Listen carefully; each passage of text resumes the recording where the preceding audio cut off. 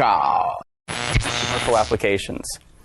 Now, the next question is, once you have all of these amazing applications, how do you get them on your phone? And to answer that, I'd like to... with the messaging apps, too. Blah, and I hate it all. So let's talk about the Open Markets app instead. Dave Hamilton's here, everybody. Open App Markets Acts. Excuse me. Dave Hamilton is here. He is the host of, well, he's a co-host of Geek Gab. And he is Mac Geek Gab. See, Gig Gab and Mac Geek Gab. On the one hand, I like the fact that you're, creating a brand here. On the other hand, it leads to me messing stuff up. I get that. Is there another thing you want to send people to, sir? Because we talked about those two so far. Yeah, I'd like to tell you about our show, Business Geek Gab, which is not called Business Geek Gab. It's called The Small Business Show. And that's at businessshow.co. I do that with Shannon Jean every week. Shannon is someone who might be known to people in the Mac community. He started a company called Mac Rescue years ago. And then after he sold that, he started a company called Tech Restore. And after he sold that, he actually started selling handbags and shoes and stuff on Poshmark. So, that evolution makes sense. Is that true? That is 100% true. Wow. Yeah. Okay. Now, were these bags the things that you would buy other places, or did they start making them or have them commissioned? No. These are bags that are, they're brand name bags. That he is a deals guy. We also did a website together called Deal Brothers or Deals on the Web, depending on what year you encountered us. He is someone that knows how to source things. Okay. And so after he sold Tech Restore, he decided he wanted to leverage his sourcing of luxury goods. And so he sells, luxury handbags and things that are difficult for other people to verify their authenticity. So he's been doing really well on Poshmark with that. Let me just really quickly make one suggestion. I'm just going to throw it out there. You don't have to answer now. Deal Gab. Oh, okay. Deal Gab. I'm just thinking, whatever. Okay. It seems like it might fit the theme. So the reason that I had originally arranged the week so that it was going to be, Monday, it's News Today, if I don't know what that is. Tuesday, it's the expanded protections for children, the thing that Apple is doing. That's kind of heavy. And so then Wednesday, we'll go into, here's light. We're going to go shopping. And then Thursday, we'll go back into heavy. And then, of course, I screwed that up because I pulled an audible. So let's go into heavy anyway. Congress, both the House and the Senate, by the way, have introduced a legislation called Open App Markets Act. But they're coming from two different sides. They both do basically the same thing, if memory serves. It's specifically for app stores with over 50 million users in the U.S. So that means the Google Play Store and Apple's App Store. It would make it so that they have to allow sideloading on their devices. They would make it so that they could not dictate what payment infrastructure was used.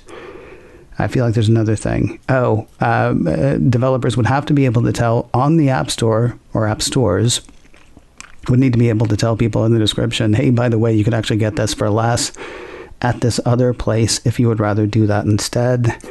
There may be other parts of it that I'm missing, but those are the things that kind of leap to mind right now. I think the part is they wanted to see if it was actually possible to make Steve Jobs roll in his grave. Yeah, Steve Jobs, who didn't even want an app store in the first place. What's wrong? What's wrong with a voice recorder? Are you not amused? Would say the ghost of Steve Jobs, I suppose. I'm curious what your take on all of this is on the legislation side specifically. I mean, I like the idea of open markets. I like the idea of giving consumers the choice here. So there is a path here that I think would potentially be good for people. Look what we have on the Mac, right? We have Apple's App Store, obviously. Mm-hmm. And then we have the ability to sideload, right? I mean, both of those things exist. Now, sideloading at this term existed long before there was an App Store on the Mac, right? You know, sideloading is how we put things on for decades. Yeah, we used to call it a disk. Yeah, we used to call it installing, not sideloading, right? Right. So, and that works really well. There are some people, probably more than I realize, that only use apps that they get from Apple's store on the Mac, and that's fine. And then if they are searching the web and come across an app that does something that is not part of what Apple has allowed in the App Store, or the developer chooses not to be in Apple's App Store for a different reason, well, then you just install the app. You know, this whole sideloading thing, whatever. So I think there is a world where that can exist on smartphones.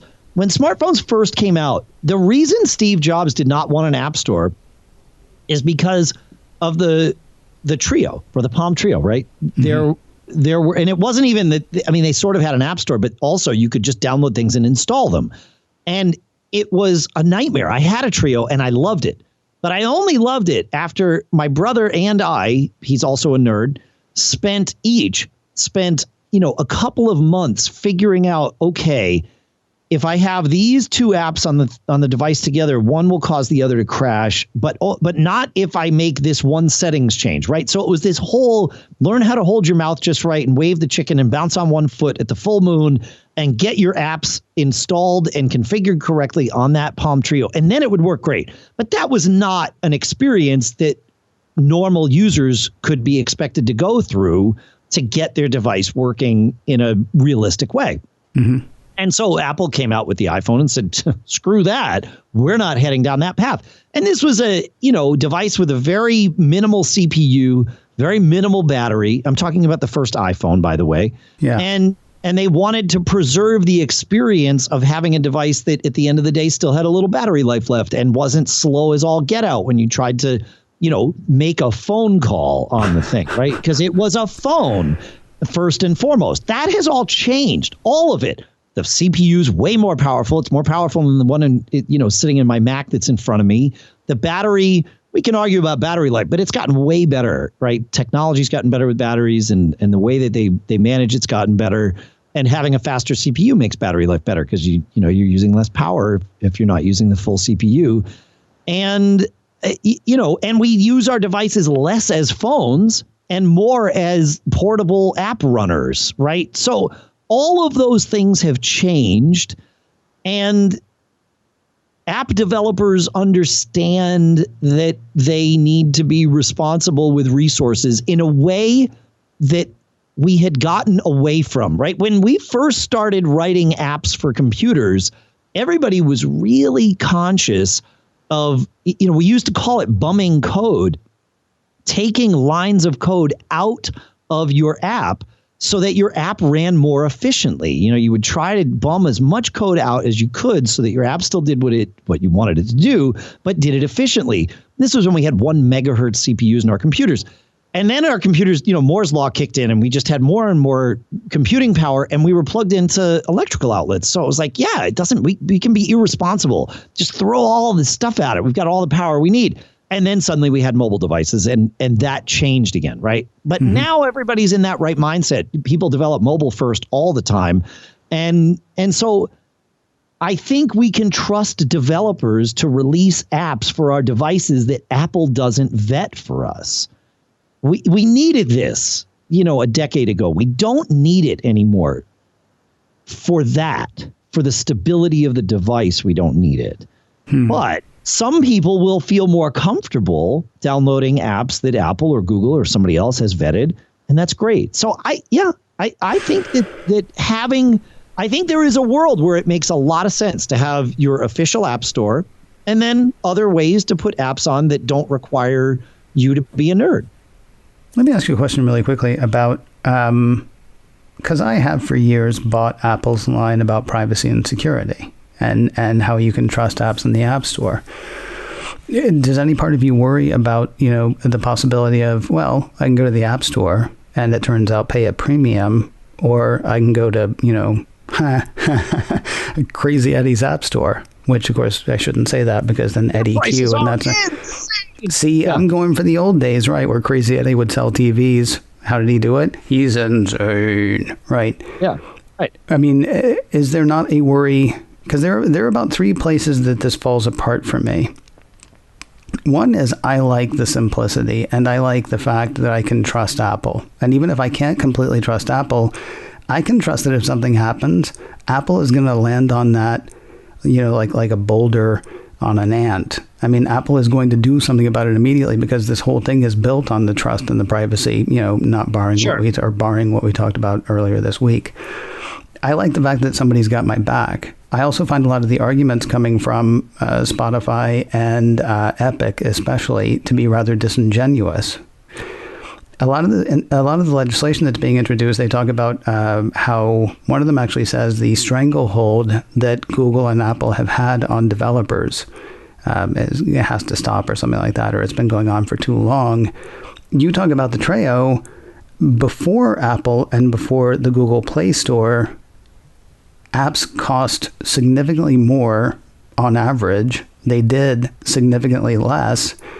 And the portion that was given back to the developer was 30%. 30 to 50% is what they were taking. Right. Yeah. I'm wondering, is there no place for, we built this thing and we like this thing and this thing does generate revenue for us, so we're going to continue? Because the other thing I'm reminded of is the case against Apple. When Apple got together with the publishers and very publicly said, why are you guys letting Bezos dictate how much you charge for books?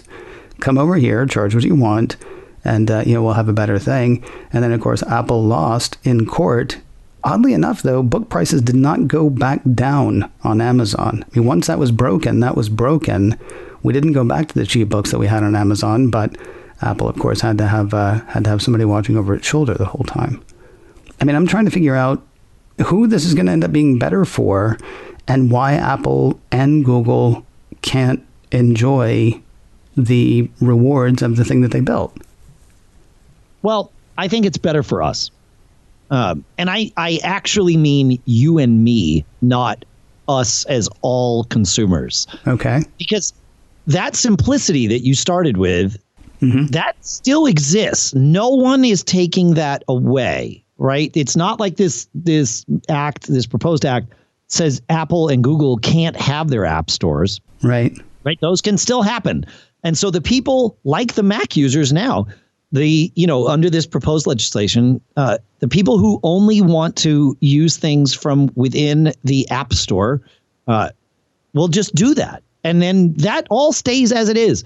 As far as the security of it, Apple's operating systems have gotten to a point where things are very secure, even on the Mac, even with, again, I hate using this term, but I'll use it, even with side-loaded apps, right? Everything is sandboxed. So it certainly you can find ways around it, but less so than you could 2 years ago, right? Looking at the way Apple has built Mac OS and iOS too, right? They both are the same at the core. They literally use the same foundation. They just have some different frameworks because they're different user interfaces. But the way that they built these operating systems with a split system volume from the system volume is split from the user volume, that it's almost like Apple was planning for this, because on the Mac, it exists. It already is here, right? We're proving every day. In fact, you and I are proving, certainly in this moment, that having side-loaded apps is a great thing, because I certainly am running some side-loaded apps that, aka not Mac App Store apps, right, that allow for what we're doing literally right here to happen. And I would love to be able to say, when you say, hey, Dave, will you come on the show, for us both to be able to use our iPads to do this, not our Macs to do this. And the only thing stopping us are the limitations of the App Store. We can't get access. Developers can't get access to the audio infrastructure on the iPad to do all the things that we're able to do on our Macs with side-loaded apps that can get access to the audio infrastructure. And it's literally the same audio infrastructure. I mentioned earlier this week, Core Audio. And Core Audio exists on iOS, but developers don't get to touch it. Why? Because it's not available via the App Store. Well, guess what? The same thing is true on the Mac. Not available through the Mac App Store. But guess what? Don't need to. Just download the app and install it, and you're good to go. So I would love for power users to be able to have the functionality on our even more portable devices than MacBook Airs. And currently we don't have that. And I think the platforms would evolve faster if we gave the nerds the ability to do some of these things that we aren't giving the nerds the ability to do. So, yeah, I actually like this idea. Again, no one's forcing anyone to do any of this stuff, just like no one's forcing anyone on the Mac. We just happen to have both available. And I mean, how often do we hear about people's Macs getting like terribly compromised? I mean, certainly it can happen, but not really all that often. I do a tech support show. We very rarely hear from people that say, "Oh, I got a virus on my Mac. Everything was lost." We had one guy in last week's show who thought he had a virus, but it turns out he didn't. It was just one of his network devices was misinterpreting what it was seeing. It's like, oh, that's really interesting. So, all right. Here's what I'll say. For me personally, I don't think I would make the move. I worry about other people who aren't necessarily the people that we talked about yesterday, who are just buying an iPhone because they buy an iPhone. I worry about them stumbling into something that wouldn't necessarily be the best thing in the world, because as safe as the iPhone is right now, I had an email from somebody late last year who an in-law had been talked by an app into going in and changing a profile, and it was harvesting a bunch of information. And that was the kind of thing that was happening while this person was theoretically safely in the confines of the App Store. I worry about ne'er-do-wells. I worry about bad stuff coming, but this conversation has softened me to the whole idea more than anything else has. I think what I've really been bothered by most is how disingenuous the likes of Tim Sweeney and the other guy from Spotify, how disingenuous a lot of their arguments have been, and that has made me practically intractable. Apparently, though, I am at least a tiny bit tractable, and I've got Dave Hamilton to thank. You're welcome. Well, I shouldn't have said thank. I got Dave Hamilton to point to blame.